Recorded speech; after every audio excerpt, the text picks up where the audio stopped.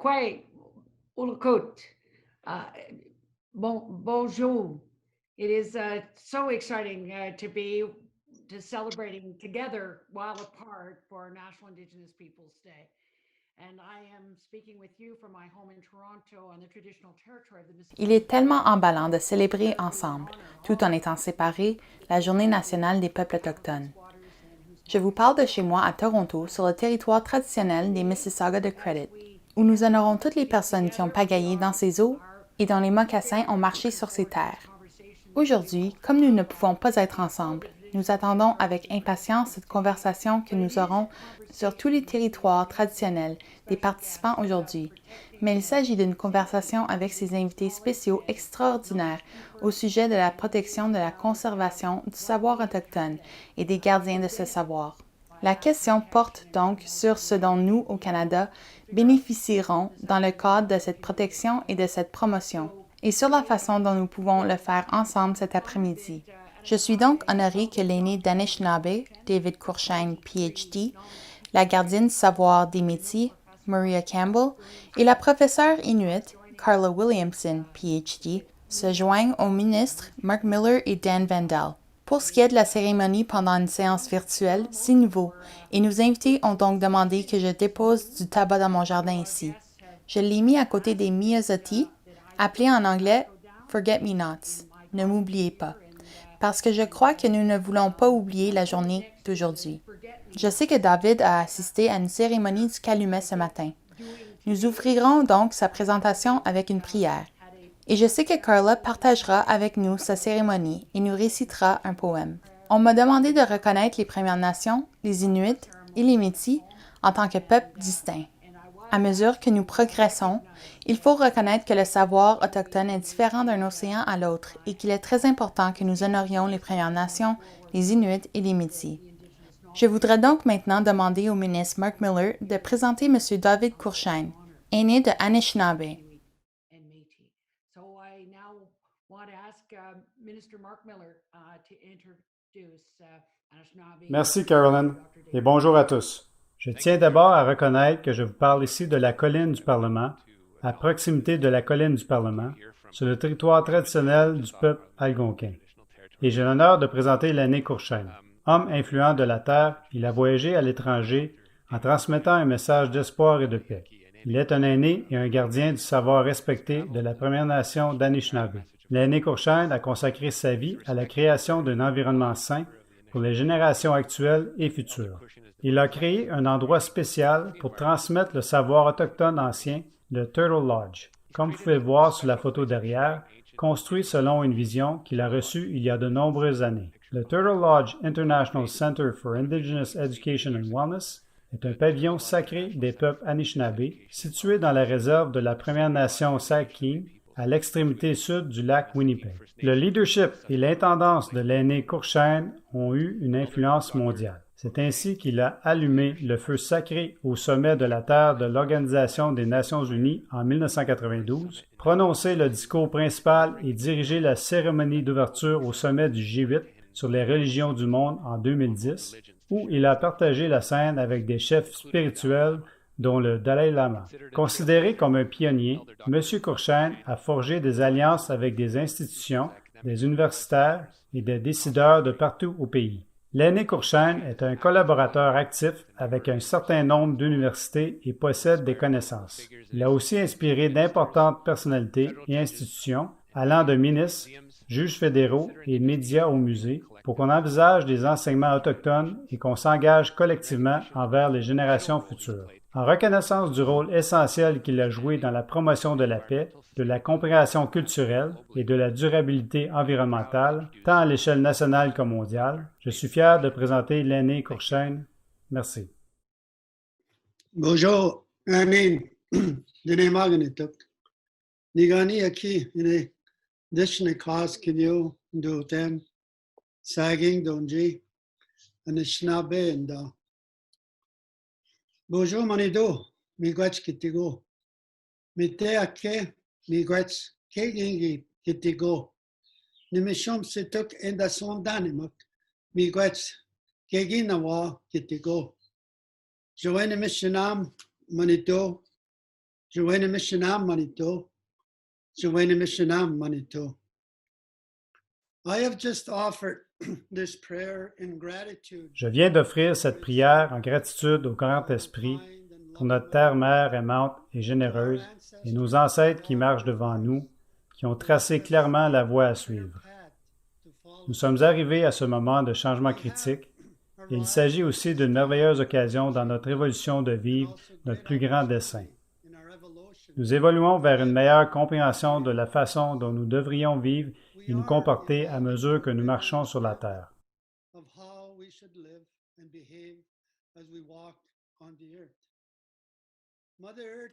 La Terre-Mère tente de nous faire la leçon en ce moment.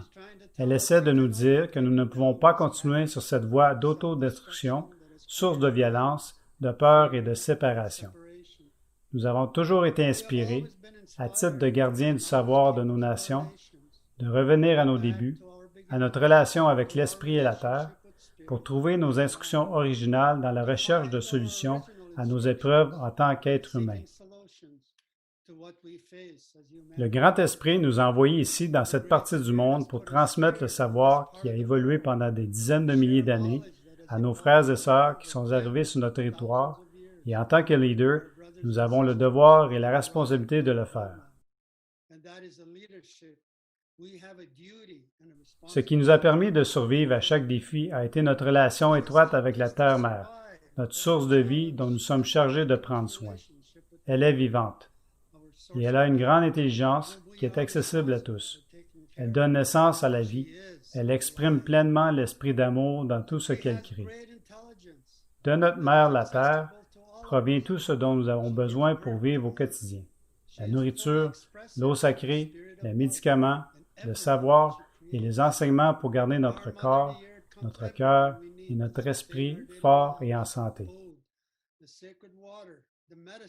La Terre-Mère a donné son pouvoir sacré de créer la vie aux mères et aux femmes qui transmettent l'esprit d'amour que la Terre-Mère porte à tous les enfants. Aujourd'hui est le jour du solstice d'été, qui est reconnu comme la journée nationale des peuples autochtones. Nous avons la chance, en cette journée la plus longue, de jouir de la plénitude de notre grand-père le Soleil et des enseignements sacrés que la nature nous apporte.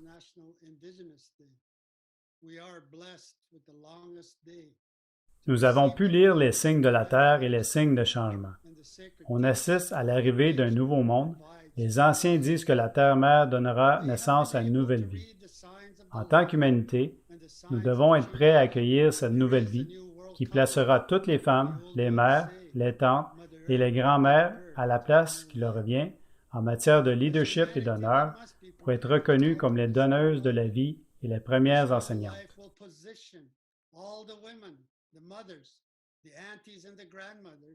Il y a une loi que nos ancêtres ont pratiquée, selon laquelle les enseignements sacrés donnés à un enfant sont éternels et ne peuvent être donnés que par une femme.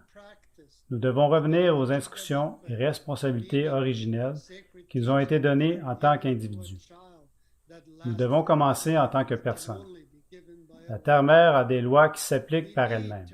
Ces lois naturelles sont là pour nous enseigner et il y a des conséquences si nous les enfreignons.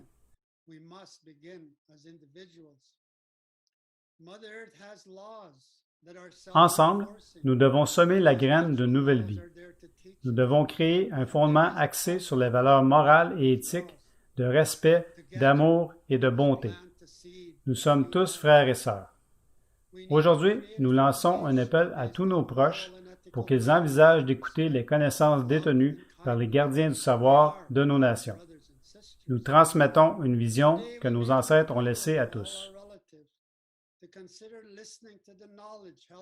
Les gardiens du savoir sont là pour soutenir ceux qui veulent faire le voyage vers la Terre, pour recevoir l'intelligence de la Terre qui peut aider à créer l'unité et à définir une voie vers la paix. La rééducation de notre moi doit être primordiale. Nous commençons par l'enseigner à nos enfants, en nous inspirant du savoir et de la pensée autochtone. Si les jeunes reçoivent une orientation et le mentorat approprié des gardiens du savoir, des grands-mères et des aînés qui sont liés à notre mode de vie, ils accompliront leur destinée pour changer le monde. the grandmothers and the elders who are connected to our way of life. Les gardiens du savoir spirituel autochtone peuvent diriger le processus selon les protocoles ancestraux des leaders autochtones en se connectant à la Terre et en travaillant avec les grands esprits scientifiques et universitaires de notre époque. Cela nécessitera de l'action, pas d'actes de colère, mais des actions fondées sur la bonté et le respect. Il doit y avoir une nouvelle relation avec les premiers peuples, fondée sur le respect et le soutien de notre autonomie et de notre identité qui atteindrait un niveau de véritable relation de nation à nation. Ici encore, nos gardiens du savoir sont les mieux placés pour diriger et élaborer ce processus. Le soutien des lois spirituelles et naturelles n'est pas seulement une bonne chose pour nous, mais aussi une condition essentielle à notre survie. Notre défi est d'être bienveillant, aimant et généreux. Ma mère avait l'habitude de dire, « Pour la bonne action que tu as faite et ton acte de partage, le grand esprit te paiera par l'abondance de la terre. » C'est la loi naturelle. L'esprit peut sembler invisible, mais il est visible quand vous le voyez avec les yeux de votre cœur. C'est le lien avec l'esprit qui a toujours guidé notre peuple. Nous avons tous la capacité de nous connecter à l'esprit.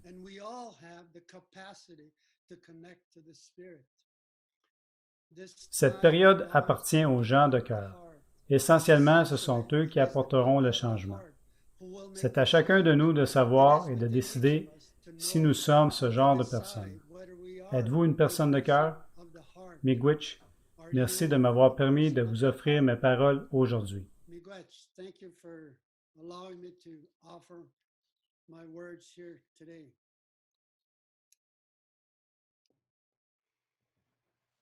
Thank you, Elder Krishan, and thank you for your wise words and reflections and advice for a path forward as we all try to be a person of the heart. So thank you so very, very much.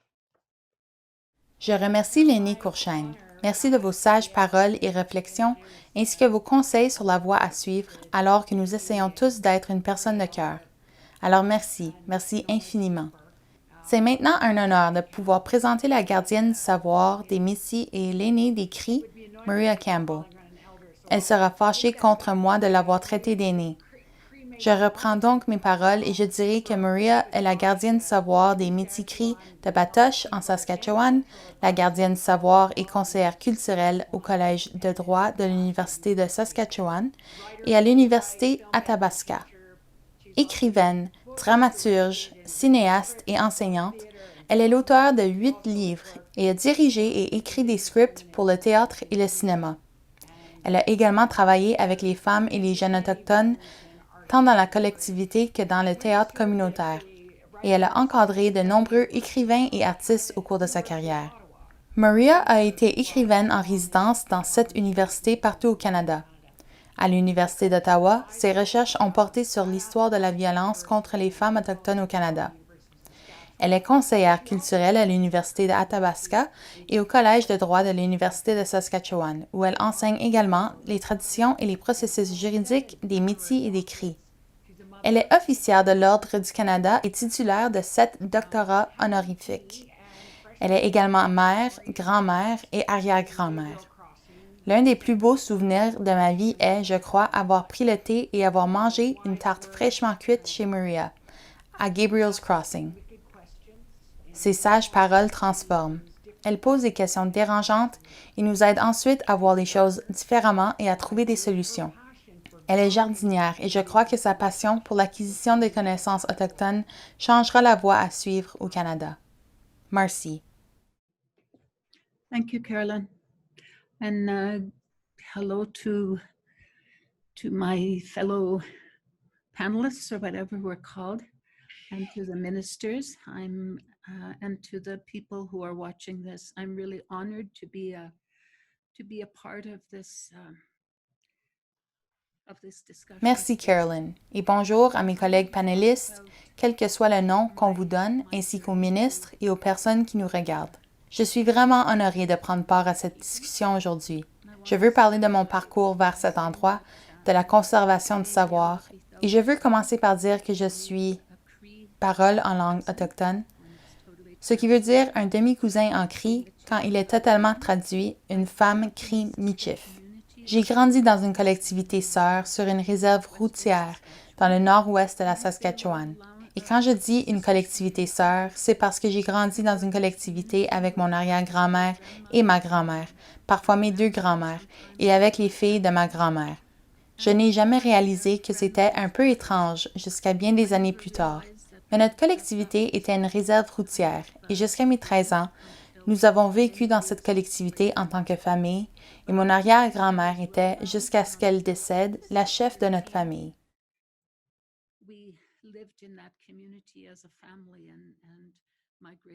Mon père était le porte-parole, le fils aîné et le petit-fils aîné. Il parlait au nom de notre collectivité. Nos premières langues étaient le cri et le michif. Nous parlions ces deux langues. Nous n'avons jamais pensé que nous étions l'une ou l'autre. Nous étions les deux. Pour clarifier, je veux dire que nous vivions de la terre. La terre était totalement notre survie. Nous avons ramassé des pierres et des racines pour les agriculteurs voisins. Mais c'était la terre qui nous faisait vivre, qui nous fournissait de la nourriture et tout ce dont nous avions besoin.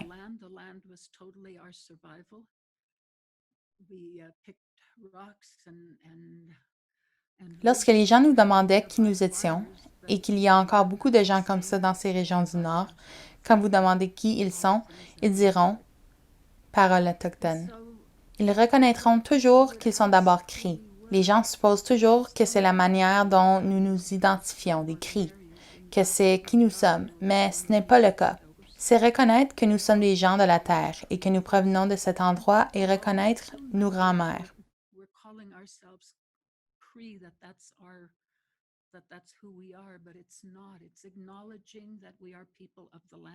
J'ai donc grandi dans cette collectivité assez isolée, même si la ville n'était qu'à quelques kilomètres de là. Et la terre, comme je l'ai dit, était vraiment importante. Mais j'ai grandi avec beaucoup de personnes âgées. Mes grands-mères et les familles de mes arrière-grand-mères, des 6 réserves autour de nous, et des collectivités métisses avoisinantes. Tous ces personnes âgées étaient des visiteurs constants, autant chez nous que chez elles.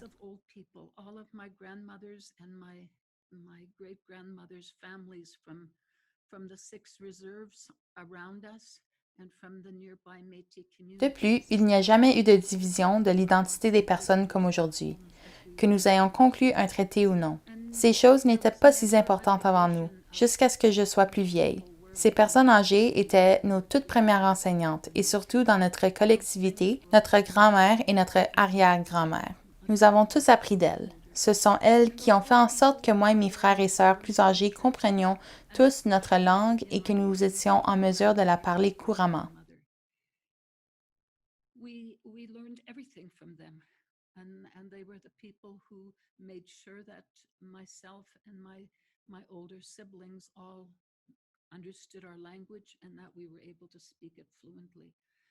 Nous avons appris la tradition et la culture sans utiliser ces mots, et ce n'est que bien des années plus tard que j'ai même su ce qu'était une cérémonie de Suri. Et quand, vers la fin de la vingtaine, je pense, quelqu'un m'a invité à une cérémonie de la Suri. Je ne voulais pas y aller. J'étais gênée parce que je ne savais pas ce que c'était. Puis un jour, elle s'est laissée de me le demander et m'a simplement amenée. C'était bien des années après avoir quitté la maison, connu toutes sortes de problèmes et cherché une meilleure voie pour moi-même.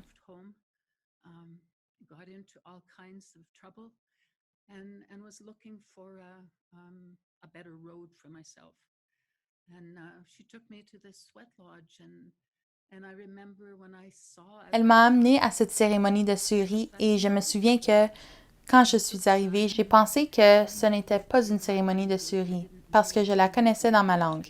Je ne la connaissais pas en anglais, je n'avais aucune idée ce que c'était en anglais. Mais la parole en langue autochtone, avec laquelle j'ai grandi, a toujours été faite sous notre table de cuisine. Mon arrière-grand-mère l'a toujours fait sous la table de cuisine parce que pour son peuple, ce n'était pas autorisé. Et il y avait toujours la peur que quelqu'un découvre ce qu'elle faisait. On pouvait toujours prétendre que les enfants faisaient une tente et jouaient à l'intérieur sous la table quand quelqu'un entrait. Mais elle a souligné l'importance d'apprendre la langue et de la garder, et sans jamais nous faire la morale. Elle nous a aidés à comprendre que la terre, Sans la terre, nous n'aurions jamais survécu en tant que Cris ou Métis. C'est la terre qui a pourvu à nos besoins et qui nous a maintenus ensemble. Without the land, we would never have survived, both as Cree or as Métis people, that it was the land that sustained us and kept us together. When I was 13, my mother died. I was left with children and Ma mère est morte quand j'avais 13 ans. J'ai été laissée avec des enfants. Encore une fois, c'est ma grand-mère qui m'a appris que la chose la plus importante de notre vie en tant qu'Autochtones, que nous soyons Cris ou Saulteaux, qui nous soyons, les enfants héritent de tout ce que nous faisons. Ce sont eux qui doivent porter cet héritage par la suite. Et ce que nous y ajoutons est ce qui est important. Pour moi, la chose la plus importante de mon travail, parce que quand je suis allée dans cette cérémonie de Suri pour la première fois, c'est le moment où j'ai su ce qu'était mon travail et ce qu'était ma vie. Je suis rentrée à la maison et j'avais tous les outils pour pouvoir vivre cette vie. Je ne le savais pas avant d'y aller. Je n'ai jamais vu ce qu'on m'avait enseigné pendant mon enfance et ma vie d'aujourd'hui était la même chose. Pour moi, c'était presque vivre une vie de schizophrène. Je pouvais passer d'une culture et d'une langue à l'autre presque instantanément. C'était donc ce passage de l'un à l'autre qui me maintenait si déséquilibré et sans ancrage. One culture and language to another almost instantly, and so it was always this switching back and forth that kept me so unbalanced and ungrounded. Au fil des ans, je ne suis jamais allée chercher ce que je suis en mesure de partager avec d'autres personnes. Il y avait de vieilles personnes qui m'ont trouvée, m'ont encadrée, m'ont aidée en cours de route et qui m'ont assuré que j'étais chancelante. Elles me relèveraient et m'aidaient à continuer, et elles ont toujours insisté sur ce point. Il m'incombait de transmettre cela aux jeunes. Pour moi, la chose la plus importante aujourd'hui est que nos connaissances doivent être protégées. Quand je dis protégées, je ne parle pas de cela au sens occidental où nous devons obtenir ce droit d'auteur et perdre du temps à essayer de le faire. Cela peut être fait. Toutefois, ce qui doit être, ce qu'on doit faire pour les protéger, c'est que nous devons être en mesure de rassembler toutes ces personnes âgées. And when I say protected, I'm not talking about it in the Western sense where we have to go and do all of this copyright and waste time trying to get that done. That can be done. But what has to happen for it to be protected is Nous sommes tous maintenant des personnes âgées, ou du moins je suis l'une de ces personnes. Je dois pouvoir réunir mes propres pairs autour de la table de cuisine et parler de ce genre de choses qui nous ont été données quand nous étions jeunes et avoir des conversations intellectuelles à cette table avec des jeunes universitaires qui ont appris à l'occidental et de parler mon savoir avec eux. Et ensuite de parler de la façon dont nous nous y prenons pour tenter de le faire grandir d'une nouvelle façon sans le retirer de l'endroit d'où il vient. young academics who have been taught a Western way and be able to share that with them, and then talk about how do we take that and we try to grow it in a new way without taking it from the place that it comes from. How do we Comment le faire et pouvoir l'utiliser d'une nouvelle façon pour qu'il reste intact, qu'il soit toujours? Je ne connais pas le mot pour cela, mais comment pouvons-nous le garder intact, mais être en mesure de le faire croître d'une nouvelle façon? Vous savez, il suffit de regarder les saisons. Cet été n'est pas comme l'été dernier, l'été prochain ne sera pas comme cet été. Il en est de même pour la culture et la langue. Les choses ne restent pas les mêmes. Elles ne sont jamais statiques, elles sont en constante évolution. Un arbre ne reste pas pareil. Il a plus de branches, il a plus de fleurs. Notre culture est comme ça et nous devons commencer à la voir de cette façon. Comme vous le savez, je pense aux nombreuses personnes âgées qui m'ont enseigné des choses, qui diraient toujours qu'il faut les garder secrètes, ne pas en parler parce que nous allons avoir des ennuis. Il ne faut pas les révéler, et une partie serait carrément scandaleuse. Je n'y crois pas. Nous n'avons pas le temps de le faire. Nos enfants ont désespérément besoin de nous et ils ont besoin des connaissances que nous avons. Nous devons trouver un moyen de le leur transmettre et je crois que nous pouvons le faire. that we have to find a way to be able to pass that on to them, and I believe that we can do that. But the work that we do, there's not really any. Mais pour le travail que nous accomplissons, il n'y a pas vraiment de soutien. Il n'y a rien. Savez-vous que nous sommes invités à venir faire un bref exposé sur une école secondaire ou peut-être, si nous devenons célèbres, comme certains d'entre nous le sont, nous pouvons parler à plus de gens. Mais généralement, ce ne sont pas aux gens à qui nous devrions parler, avec qui nous devrions partager, à qui nous devrions donner ce genre de choses. Sharing it with other people. people that can bring us in. Our own people often can't do that. And especially our young people who most of the time are Non pas que je ne crois pas que nous devrions le partager avec d'autres, mais ce sont les seules personnes qui peuvent nous apporter. Souvent, nos propres gens ne peuvent pas le faire, et surtout nos jeunes qui, la plupart du temps, sont pauvres, et vous savez, n'ont même pas les moyens d'acheter un billet d'autobus pour sortir de la ville et marcher dans la nature. that David does. And he's got this wonderful lodge. You know, I love the work that Carla does. She's able to, she's got a PhD, she can teach all C'est donc kinds mon of truc. things. She has Vous knowledge. savez que j'aime le travail que fait David et qu'il a cette magnifique loge. J'aime le travail que fait Carla. Elle est compétente, elle est titulaire d'un doctorat, elle peut enseigner à toutes sortes de gens, elle connaît la terre. Mais, vous savez, certains d'entre nous n'ont pas ces compétences. Nous devons trouver d'autres façons de le faire, et beaucoup de nos gens sont des artistes du perlage, des artistes traditionnels, ou certains d'entre nous ont trouvé des moyens de l'exprimer en utilisant l'art ou l'écriture, les contes ou l'enseignement. Je pense que je ferais mieux de m'arrêter là parce que je m'emporte en quelque sorte. Merci beaucoup de m'avoir écouté. Thank you. Thank you, Dr. Campbell.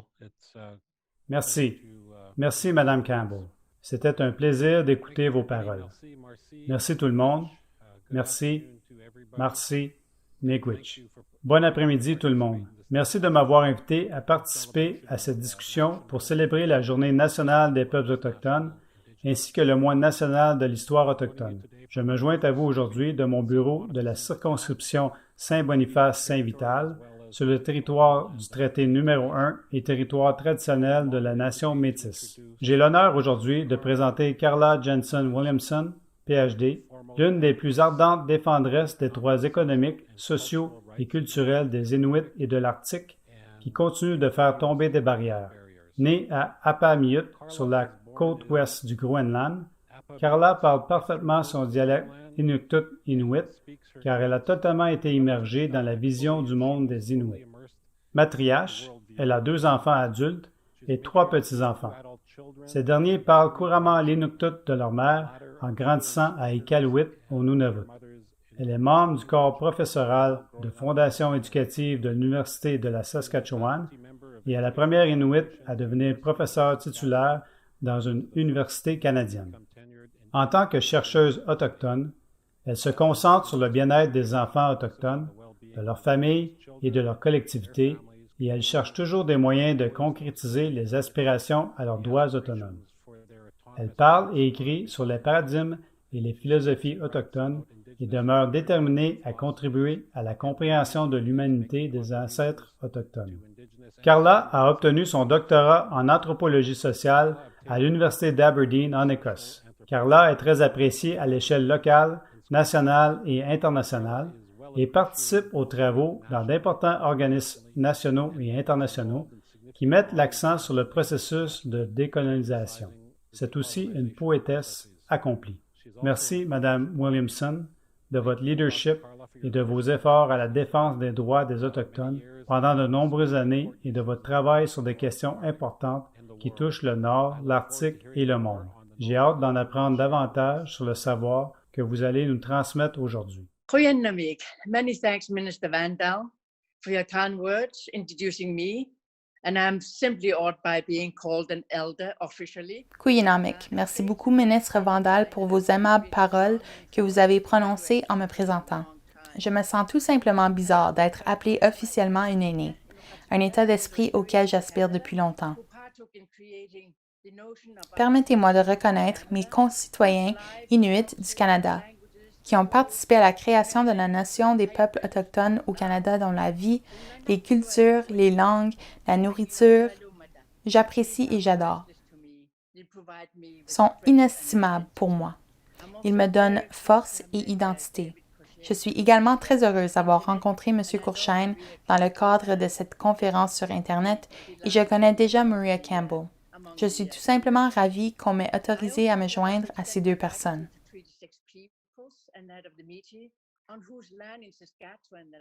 Je tiens également à exprimer ma gratitude au peuple du traité numéro 6 et aux métis de la terre desquels je travaille et je vis en Saskatchewan.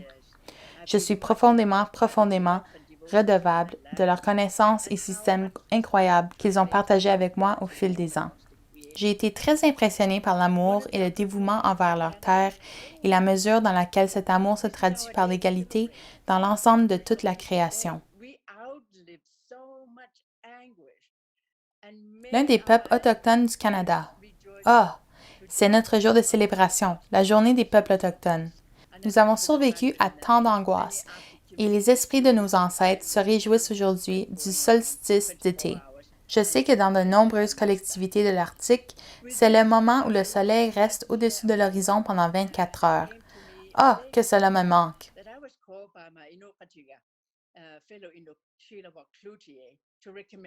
Pour cela, je voudrais partager un poème qui m'est venu à l'esprit la veille de l'appel de Langue autochtone.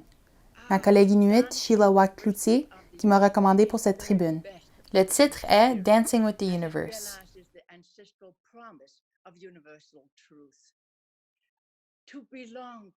Ah, la danse de la sagesse de l'univers est le meilleur pour l'esprit, car elle réalise la promesse ancestrale de la vérité universelle. Faire partie du nom, traverser la terre, vers les étoiles, les rivières, par le nom, l'âme, qui est en mauvais endroit, rentre à la maison vers les puissances cosmiques. Ah, la danse, oui, la simulation, donc, au rythme de l'univers, car on prétend que les pouvoirs sont camouflés dans l'avidité humaine et les tendances narcissiques pour défaire le rythme de l'univers.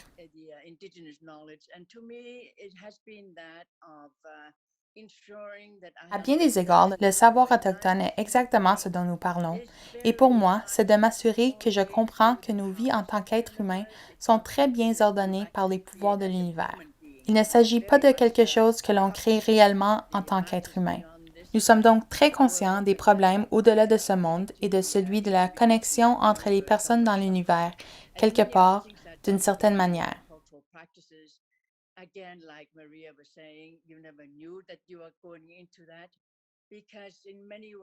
Et beaucoup d'autres choses que l'on fait au moyen de pratiques culturelles, encore une fois, comme Maria le disait, vous ne saviez jamais que vous y alliez. Parce que de bien des façons, l'importance de la connaissance et de ce qu'est le savoir inuit, c'est ma connaissance ancestrale. J'y suis née, entourée de mes parents, de mes grands-mères. Mes deux grands-pères sont morts avant ma naissance. Mes tantes des deux côtés, oncles, cousins, gens de la ville de près et de loin, certains vraiment aimés, certains vraiment embêtants, certains vraiment intéressants, d'autres très calmes, d'autres franchement brillants.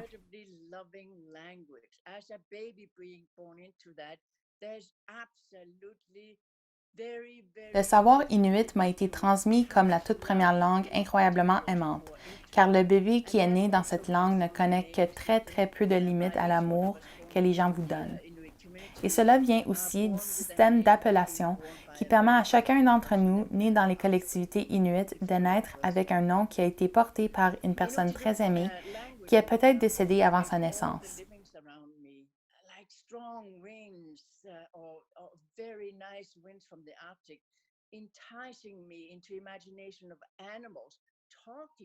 La langue inuktitut en elle-même englobait tous les modes de vie autour de moi comme de fortes pluies ou de très beaux vents de l'Arctique, m'attirant dans l'imagination des animaux qui parlent directement aux êtres humains et la façon de créer une justice fondée sur des principes universels de création qui nous impressionnent tout simplement.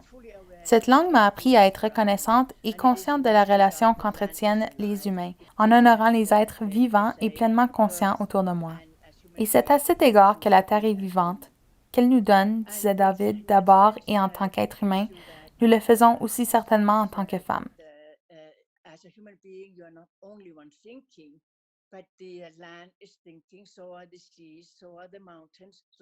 C'est dans ce sens que vous avez l'impression qu'en tant qu'être humain, vous n'êtes pas le seul qui pense. La Terre pense, comme tous les mers, les montagnes, le vent et tous les animaux que nous chassons. Ils ont leur propre sensibilité, la raison de leur existence qu'ils reconnaissent, et nous, en tant qu'Inuits, avons vraiment besoin de trouver comment être plus comme les animaux qui honorent la Terre, qui honorent la création qui nous entoure.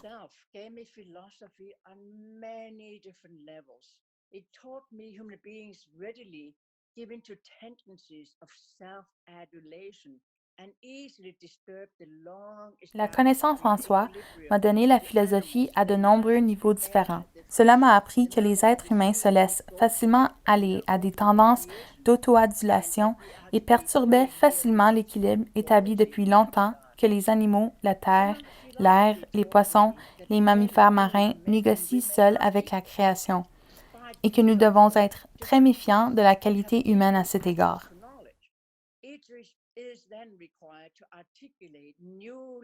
Un philosophe m'a appris que les hommes et les femmes inuits sont égaux malgré les différences physiologiques et ont un accès égal au savoir. Il faut ensuite articuler les connaissances nouvellement acquises de manière à ce que d'autres Inuits de la collectivité aient une vie meilleure en acceptant la vérité universelle. Et c'est quelque chose qui est en quelque sorte très différent de ce système de connaissances, cette collecte de systèmes de connaissances que nous avons par le biais des universités, en ce sens que cela est très particulier pour les personnes et cela est aidé de cette façon. Les noms d'origine des Inuits ne comportent pas de genre, ce qui témoigne de l'égalité, et la langue inuite en elle-même ne comporte pas non plus de genre sur le plan grammatical. Et c'est exactement la raison pour laquelle, en tant qu'être humain, nous sommes juste cela, une masse d'êtres humains représentant l'univers.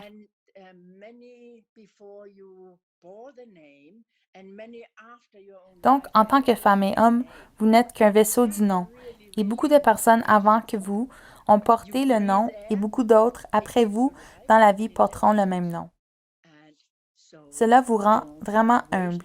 Vous respirez de l'air qui vous donne de la vie et de l'intelligence. Ne le gaspillez donc pas.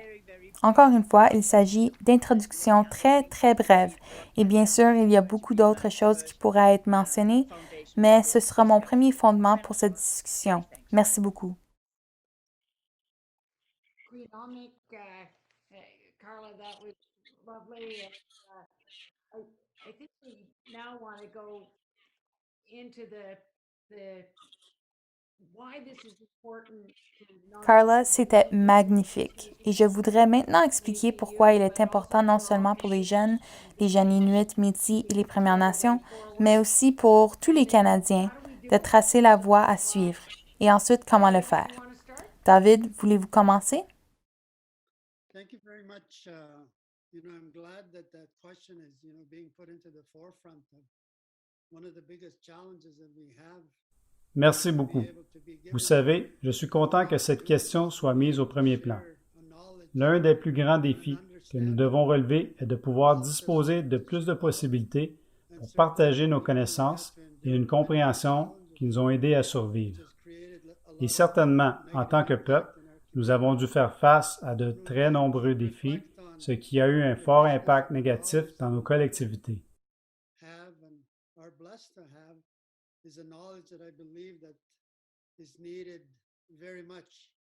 Lorsque nous réfléchissons à la richesse des connaissances que nous possédons et que nous avons la chance de posséder, je pense que ces connaissances sont vraiment nécessaires, parce que nous sommes confrontés à une crise d'identité dans nos propres collectivités.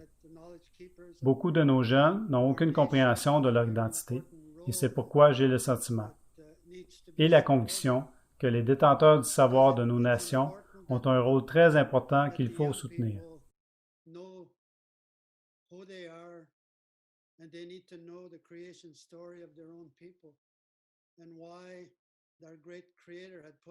Parce qu'il est important que les jeunes sachent qui ils sont et qu'ils aient besoin de connaître l'histoire de la création de leur propre peuple et pourquoi c'est un grand créateur qui nous a placés dans cette partie du monde. Il y a une raison pour laquelle nous sommes ici. Pourquoi nous avons été placés dans cet endroit que nous appelons l'île de la Tortue. Et la prophétie avait prédit ces temps dans lesquels nous sommes, et prédit également que ce serait ici, sur l'île de la Tortue, que la vérité serait révélée.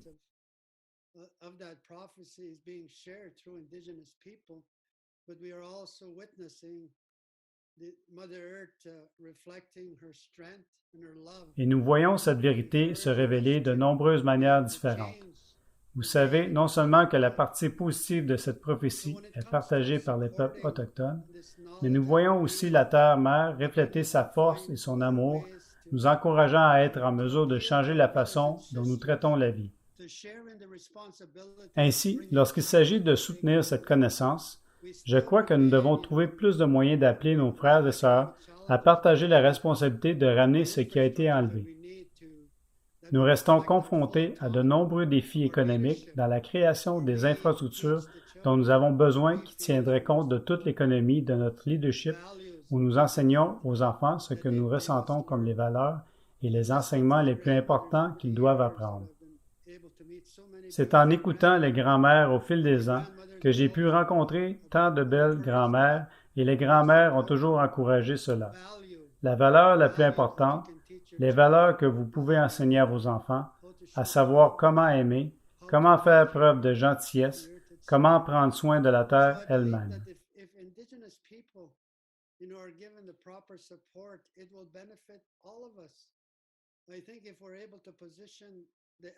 Je crois donc que si les peuples autochtones reçoivent l'appui voulu, nous en profiterons tous. Je pense que si nous sommes en mesure de positionner les aînés, les gardiens du savoir, à la place qui leur revient de droit, et le savoir qu'ils détiennent, nous pouvons changer le récit dans ce pays simplement par le fait d'inclure le peuple d'origine. Pour le moment, vous savez que nous restons marginalisés. Je suis reconnaissant que cette occasion nous soit offerte aujourd'hui de partager notre cœur, nos préoccupations et nos espoirs de trouver un moyen de travailler ensemble. Et je crois que si nous nous laissons inspirer par des cérémonies qui se déroulent dans le cadre des cérémonies des peuples autochtones, nous ferons un pas en avant positif. Donc, et en parlant au nom de nos enfants qui réclament ces enseignements, vous savez que je parle en leur nom et fais appel à ceux qui sont en position d'influence et aux personnes en position de trouver du soutien pour soutenir ces centres ancestraux de connaissances. Miigwech.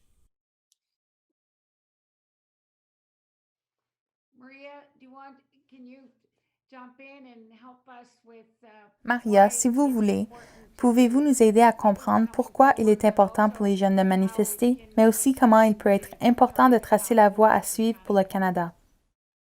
I think when we look at all of the things that are happening in our communities with our young people. Je pense que lorsque nous examinons toutes les choses qui se passent dans nos collectivités avec nos jeunes, vous savez quels outils sont utilisés et quels outils ont été utilisés dans le passé. Nous constatons que rien de tout cela ne fonctionne. Going back to those traditional tools to be able to find a way to put young people in the center and for us to be able to give them. La seule chose qui fonctionne, c'est de revenir à ces outils traditionnels pour trouver un moyen de mettre les jeunes au centre et pour que nous puissions leur donner des connaissances et les partager avec eux, et ensuite comment le faire. Vous savez, comme je l'ai dit, nous pouvons entrer, nous allons dans les salles de classe et cela a fonctionné, mais je crois que nous sommes arrivés à un point où cela ne suffit plus. Nous devons être en mesure d'en faire plus. So many of our knowledge keepers and elders, and that we're all so busy that we don't have time to even sit down and share knowledge with each other. Je suis vraiment préoccupée par le fait que nous perdions un si grand nombre de nos gardiens du savoir et aînés, et que nous sommes tous tellement occupés que nous n'avons même pas le temps de nous asseoir et de partager nos connaissances les uns avec les autres ou de discuter des moyens d'aller de l'avant. Et je crois que cela doit être fait. Et je crois qu'on peut faire cela en donnant du soutien aux centres existants, comme David l'a dit, ou dans les salles de classe. Pas tant dans les salles de classe que dans les centres, peut-être dans les centres de recherche, les centres de recherche sur les connaissances autochtones, je ne sais pas comment vous les appelez, mais dans des centres ou des instituts où nous développons le leadership, que ce soit son leadership pour les femmes ou le leadership pour les gens de la collectivité, mais cette connaissance peut être le fondement et le centre même de cette nouvelle façon que nous essayons de créer. Those old tools don't work anymore, and they never did. And we know that Ces vieux outils ne marchent plus et ils n'ont jamais fonctionné. Et nous savons que ces méthodes fonctionnent. Vous savez, elles fonctionnent parce que des gens comme moi sont ici. Vous savez que si ces choses n'étaient pas là pour m'aider, je n'aurais pas pu le faire. Vous savez, ces graines ont été plantées dans mon enfance Et il y avait une si grande période entre mon enfance et le moment où je suis retournée à ces choses. that anything is ever lost. So I don't believe that we have that we're going to gather our knowledge keepers together to Je crois que rien n'est jamais perdu, donc je ne crois pas que nous allons rassembler nos gardiens du savoir pour sortir et le trouver. Je crois que quand elles s'assembleront, ces pièces se mettront en place comme un puzzle, en ce sens que vous savez que si nous ne l'avons pas, la Terre l'a. Toutes ces choses sont là pour nous aider. those are the tools that non-Indigenous people need for this new change that's coming because it really is coming. They're here Et je crois que ce sont les outils dont les non-autochtones ont besoin pour ce nouveau changement qui arrive, parce qu'il arrive vraiment. Ils sont ici parce que les outils qu'ils utilisent ici ne fonctionnaient pas dans le pays d'où ils viennent. Vous savez, si ça avait été le cas, ils ne seraient pas partis, et je sais qu'il n'y a pas beaucoup d'aînés qui ne sont pas disposés à partager avec eux ce genre de connaissances parce que nous vivons cela ensemble. C'est de nos enfants que nous parlons, et nos enfants viennent en plusieurs couleurs et ils sont de cet endroit. Merci. Carla.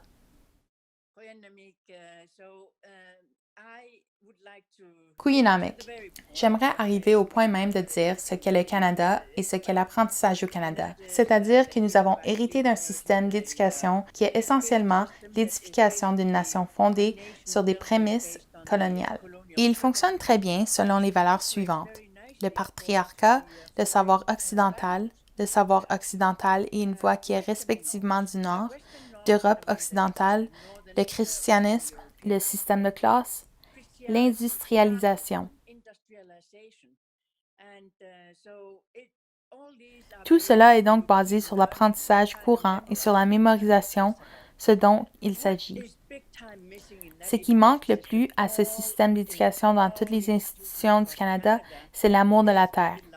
J'enseigne à l'Université de la Saskatchewan et c'est incroyable de réaliser que les étudiants de troisième année n'ont jamais pensé à la terre comme quelque chose d'important dans leur vie, et encore moins dans celle des autres.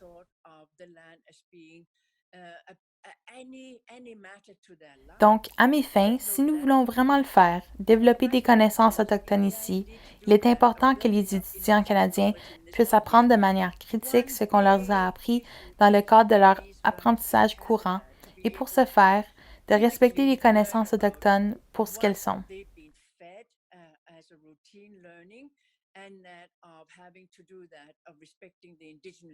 Vous ne pouvez pas aller ailleurs dans le monde pour créer un savoir cri.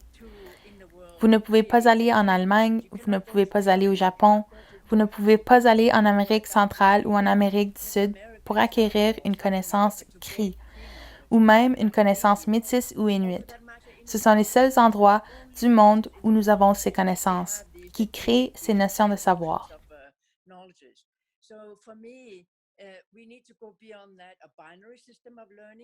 Donc, selon moi, nous devons aller au-delà de cela. Un système binaire de la respective, de l'apprentissage, le bon et le mauvais, le blanc contre le noir, le pauvre contre.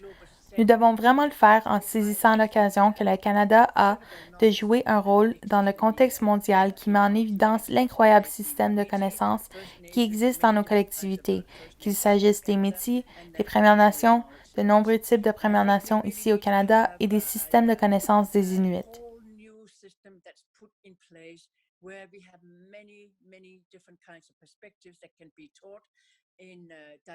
Je pense que nous avons vraiment besoin d'avoir un tout nouveau système qui est mis en place où nous avons beaucoup de différentes sortes de perspectives qui peuvent être enseignées de manière divergente pour que nous apprenions à nous respecter les uns les autres sur la terre où nous sommes, où nous nous aventurons. C'est ce que je pense.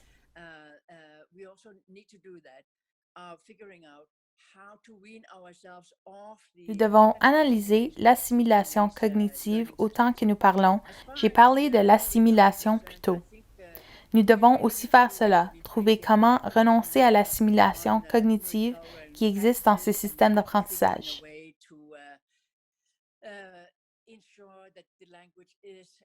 En ce qui concerne les Inuits, je pense qu'il faut vraiment que nous nous intéressions beaucoup aux pratiques et Inuits et trouvions un moyen de s'assurer que la langue et le système de connaissances sont en place. mais il faut aussi analyser la façon dont nous pouvons mettre en place un système qui respecte les droits de chasse. Comment s'y prendre parce que les Inuits ne peuvent pas vivre de bœuf, de porc ou de poulet qui vient du sud. Ce n'est pas la façon de le faire et personne ne peut réellement se le permettre dans le contexte que nous avons dans le Grand Nord, où tant de personnes et d'enfants ont réellement besoin d'une bonne nutrition, mais aussi d'une bonne nutrition sous forme de nourriture pour l'intellect. C'est ainsi que je vois les choses. Kuyenamik. Merci. Puis-je ajouter une chose? I remember when I was visiting the ex-Prime Minister Paul Martin in Montreal. And he Je me asked souviens me que lorsque j'ai rendu visite à l'ancien premier ministre Paul Martin à Montréal, il m'a demandé « Comment pouvons-nous changer la façon dont les Canadiens regardent les Autochtones? » Il parlait plutôt des sentiments négatifs que des stéréotypes avec lesquels nous devons vivre. Je lui ai dit « Vous savez, Paul, que la réponse est très simple. Envoyez vos enfants chez nous et nous leur apprendrons. »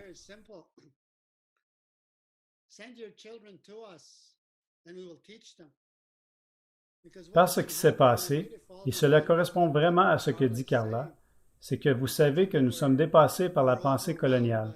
Et ce que nous proposons bien sûr, c'est l'inclusion, de la même manière que nous participons à part entière à l'élaboration et à la modification du récit de ce pays, afin que nous puissions trouver ce que nous recherchons tous de manière sincère.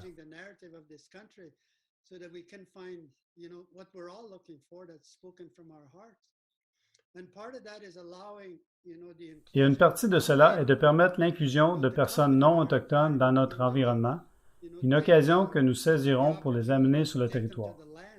Il est très important que, si nous voulons aller de l'avant, nous mettions les enfants au centre, vous savez, qui sont tous nés avec des droits. Un enfant naît avec des droits, le droit d'être aimé, le droit d'entendre la vérité, le droit de recevoir tout ce dont il a besoin pour pouvoir tracer son propre destin dans ce monde.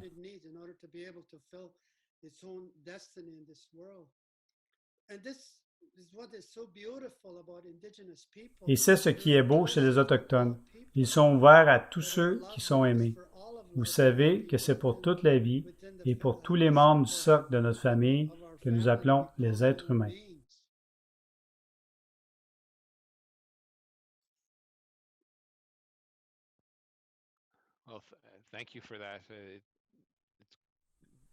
Merci pour cela. Ce sont d'excellents mots pour terminer cette séance. Nous disons tous qu'il n'est jamais trop tard pour apprendre, mais l'importance de l'apprentissage précoce de la bonne manière est tellement cruciale. Je pense que nous sommes tous, et au nom des deux autres ministres, touchés par l'importance que vous avez mise en avant de ces connaissances et des connaissances qui proviennent de vos langues. Il est également important de les préserver et de veiller à ce qu'elles soient transmises aux jeunes générations et que votre rôle est important pour y arriver et que cela ne peut être fait qu'ici et pas dans un autre pays, mais par les gens qui sont ici aujourd'hui, les gardiens du savoir. Ceci met fin à la séance. Je veux prendre un moment pour vous remercier de votre temps. Merci pour vos paroles avant tout. Merci à mes collègues ministres d'être avec nous. Et je vous souhaite à tous une bonne journée nationale des peuples autochtones. Vous avez souligné l'importance que, je pense, nous retenons en tant que ministres, qui est d'éduquer nos propres gens, et je pense que cela constitue l'un des plus grands défis auxquels nous sommes confrontés dans nos interactions quotidiennes avec nos collègues, que ce soit à la Chambre ou avec des électeurs, et nous sommes heureux de constater que nous n'avons pas les connaissances nécessaires pour le faire de manière idéale, mais nous respectons et avons toujours besoin de vos conseils. Sur cette note, je vous souhaite encore une fois une belle journée nationale des peuples autochtones.